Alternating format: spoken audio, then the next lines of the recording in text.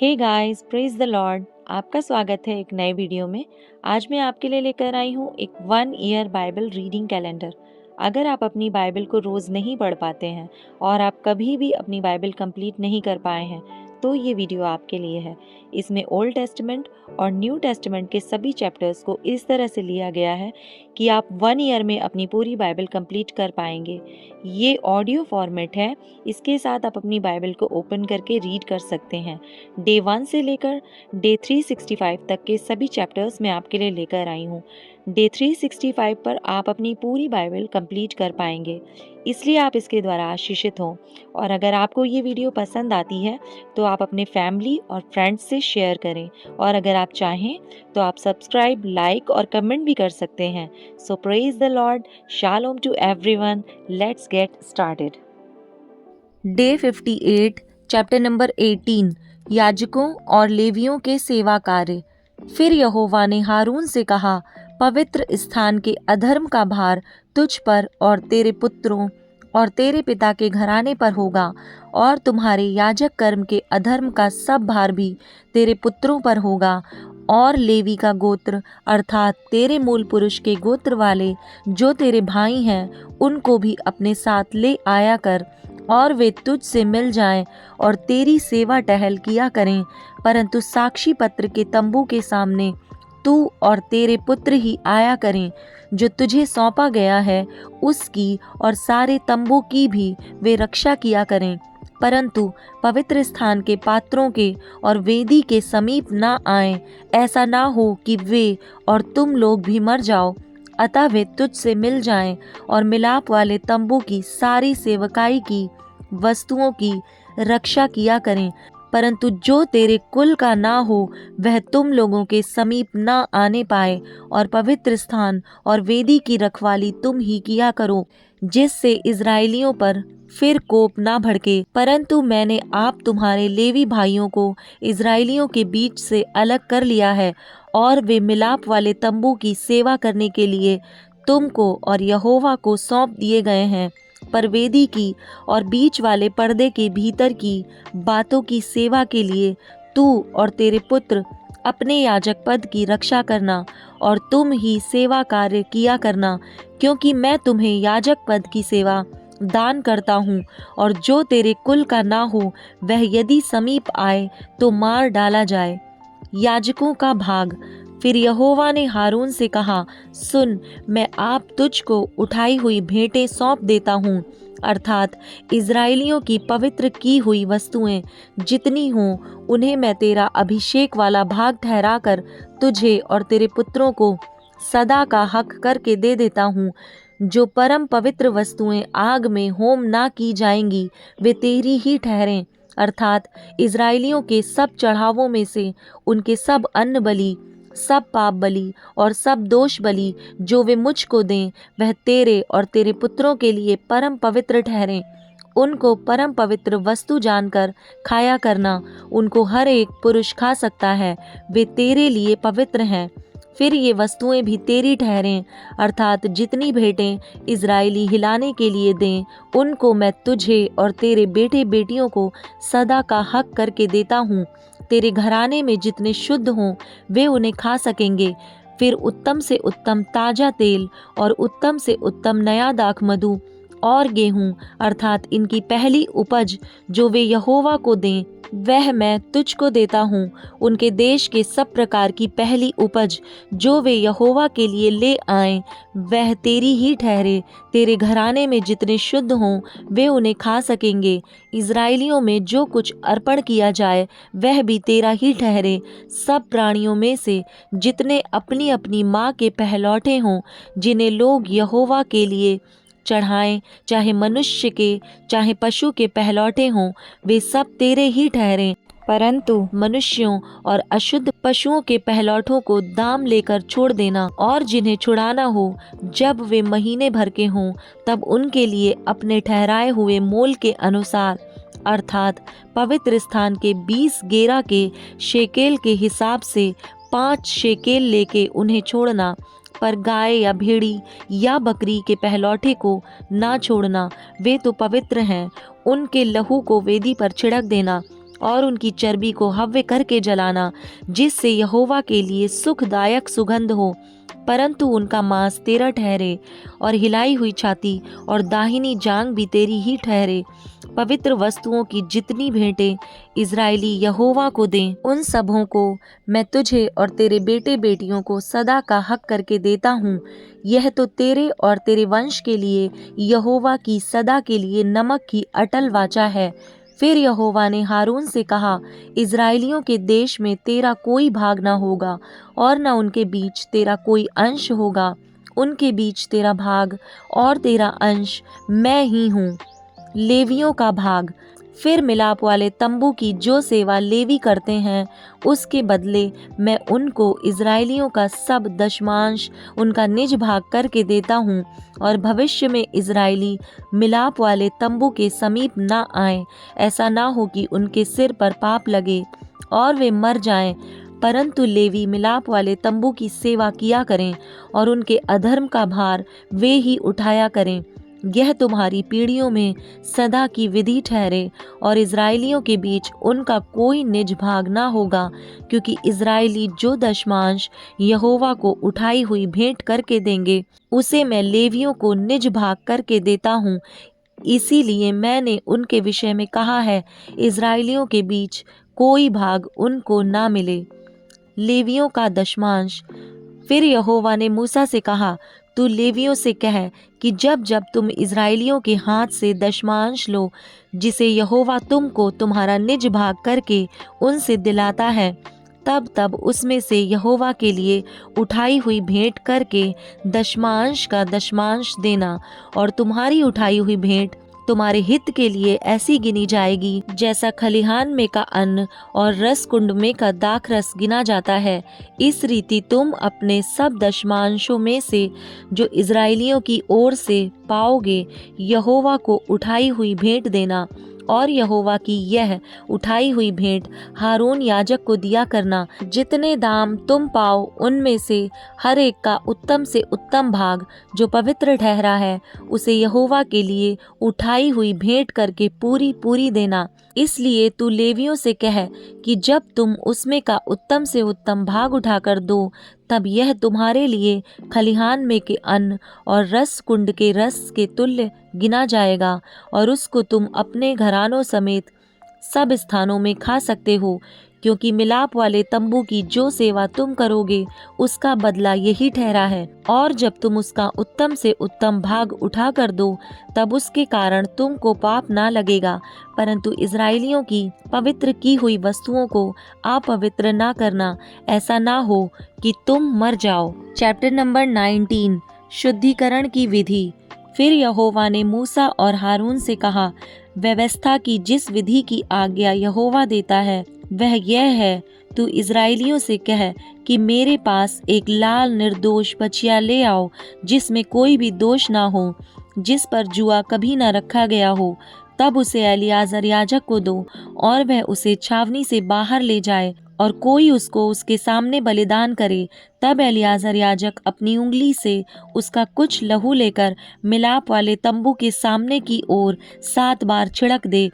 तब कोई उस बछिया को खाल, मांस, लहू और गोबर समेत उसके सामने जलाए, और याजक देवदारू की लकड़ी, जूफा और लाल रंग का कपड़ा लेकर उस आग में जिसमें बछिया जलती हो डाल दे। तब वह अपने वस्त्र धोए और स्नान करे। इसके बाद छावनी में तो आए, परंतु सांझ तक अशुद्ध रहे। और जो मनुष्य उसको जलाए, वह भी जल से अपने वस्त्र धोए और स्नान करे, और सांझ तक अशुद्ध रहे। फिर कोई शुद्ध पुरुष उस बछिया की राख बटोर कर छावनी के बाहर किसी शुद्ध स्थान में रख छोड़े, और वह राख इज़राइलियों की मंडली के लिए अशुद्धता से छुड़ाने वाले जल के लिए रखी रहे, वह पाप बलि है। और जो मनुष्य बछिया की राख बटोरे, वह अपने वस्त्र धोए और सांझ तक अशुद्ध रहे।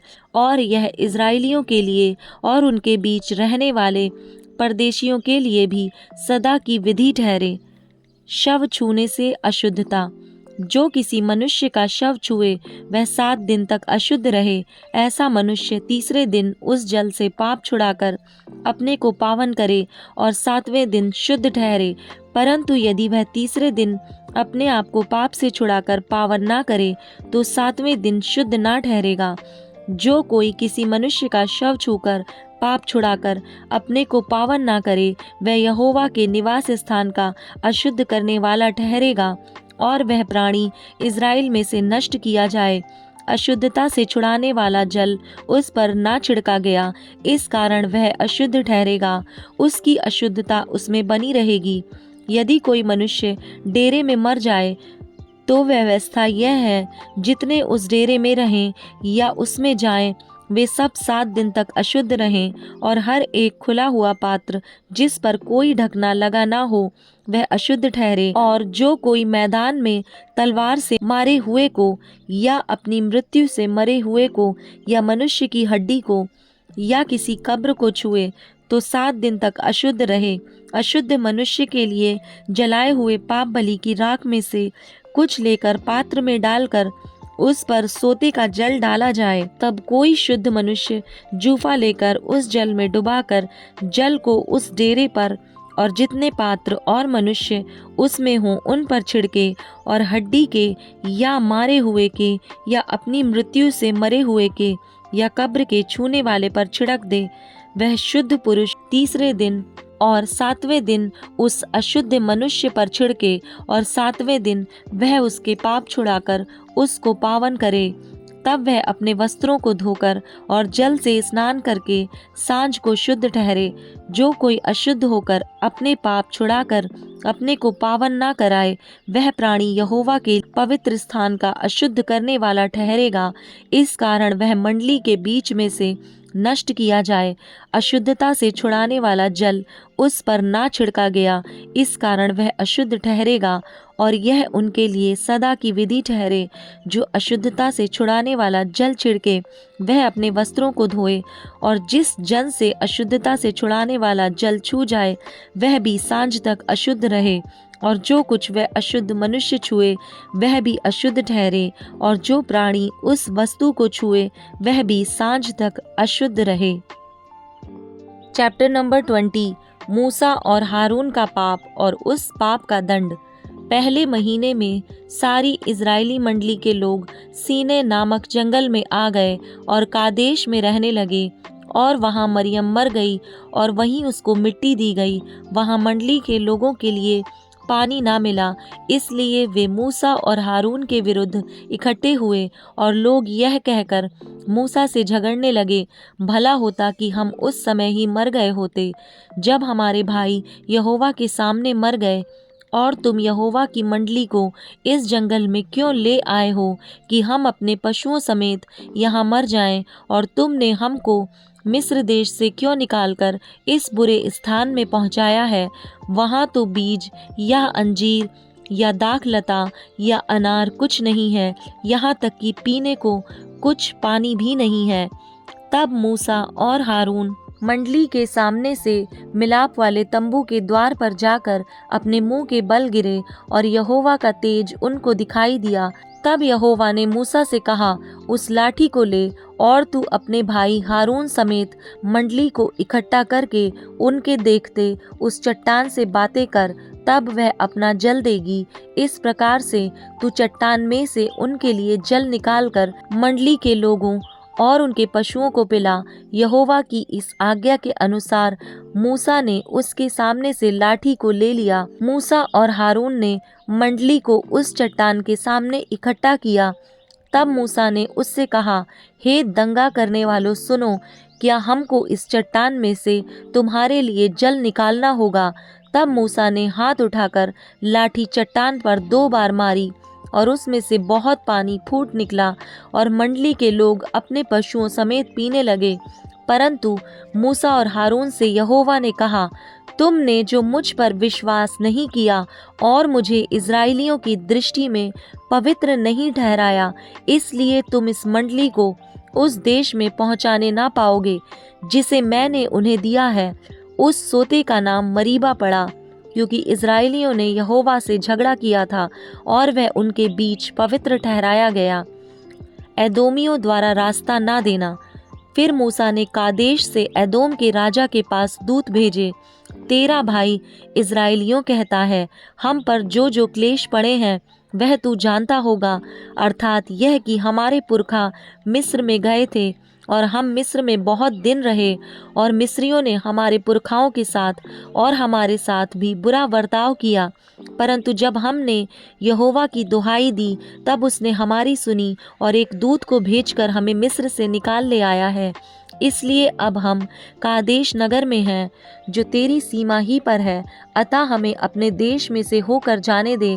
हम किसी खेत या दाख की बारी से होकर ना चलेंगे और कुओं का पानी ना पिएंगे, सड़क सड़क होकर चले जाएंगे, और जब तक तेरे देश से बाहर ना हो जाएं, तब तक ना दाहिने ना बाएं मुड़ेंगे।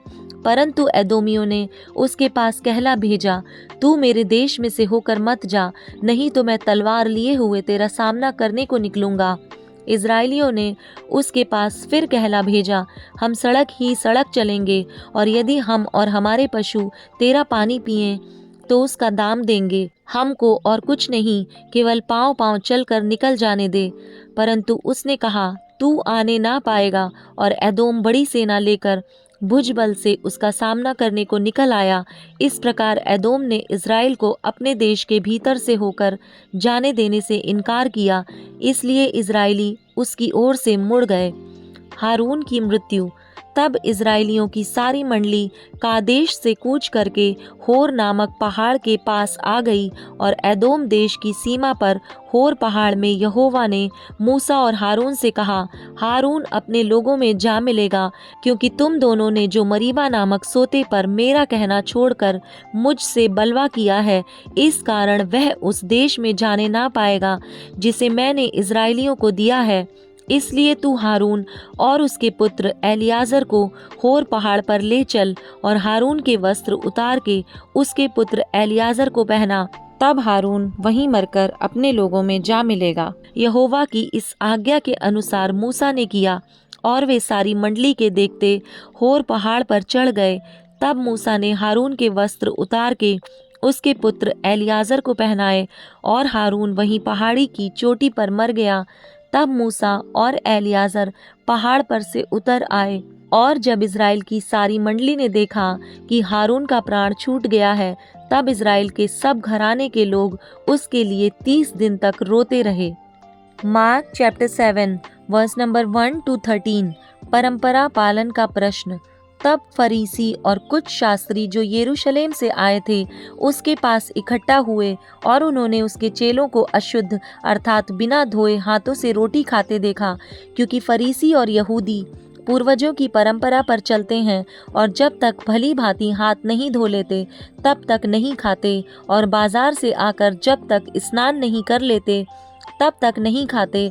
और बहुत सी अन्य बातें हैं जो उनके पास मानने के लिए पहुंचाई गई हैं, जैसे कटोरों और लोटों और तांबे के बर्तनों को धोना मांजना। इसलिए उन फरीसियों और शास्त्रियों ने उससे पूछा, तेरे चेले क्यों पूर्वजों की परंपराओं पर नहीं चलते और बिना हाथ धोए हाथों से रोटी खाते हैं? उसने उनसे कहा, यशाया ने तुम कपटियों के विषय में बहुत ठीक भविष्यवाणी की, जैसा लिखा है, ये लोग होठों से तो मेरा आदर करते हैं, पर उनका मन मुझसे दूर रहता है। ये व्यर्थ मेरी उपासना करते हैं, क्योंकि मनुष्यों की आज्ञाओं को धर्मोपदेश करके सिखाते हैं। क्योंकि तुम परमेश्वर की आज्ञा को टालकर मनुष्यों की रीतियों को मानते हो। उसने उनसे कहा, तुम अपनी परंपराओं को मानने के लिए परमेश्वर की आज्ञा कैसी अच्छी तरह टाल देते हो। क्योंकि मूसा ने कहा है, अपने पिता और अपनी माता का आदर कर, और जो कोई पिता व माता को बुरा कहे वह अवश्य मार डाला जाए।